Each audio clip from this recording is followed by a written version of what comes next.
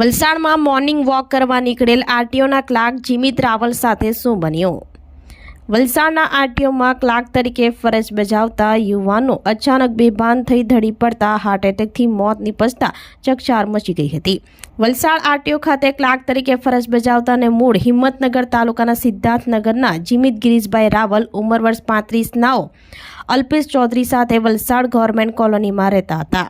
આજરોજ શનિવારના સવારે 8 વાગ્યાના સુમારે જીમિત રાવલે મોર્નિંગ વોક ઉપર નીકળ્યા હતા અને તેના મિત્ર અલ્પેશ ચૌધરીને ફોન કરી જણાવ્યું કે લુહાણા સમાજની વાડી તિથલ રોડ પાસે તેના મિત્ર વંદનાબેન અને તેના માતા સાથે ઊભા છે અને સ્થળ ઉપર આવવા જણાવ્યું હતું. ત્યારે અલ્પેશ ચૌધરી સ્થળ ઉપર પહોંચવા પહેલા જીમિત અચાનક નીચે બેભાન થઈ ધડી પડ્યો હતો, જેને તાત્કાલિક ખાનગી કારમાં વલસાડ કસ્તુરબા હોસ્પિટલમાં ખસેડવામાં આવ્યો હતો, જ્યાં ફરજ પરના તબીબે જીમિત રાવલને મૃત જાહેર કર્યો હતો.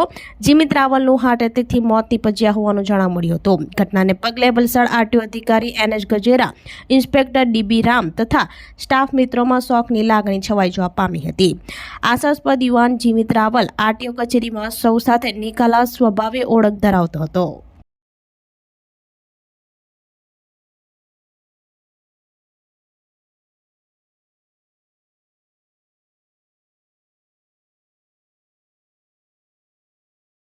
આપણી સંકલ્પ ન્યૂઝ ચેનલને સબસ્ક્રાઇબ અને લાઇક કરો, બેલ આઇકન દબાવો જેથી આવનાર ન્યૂઝ અપડેટ્સની નોટિફિકેશન આપના મોબાઈલ પર સૌથી પહેલા પહોંચે.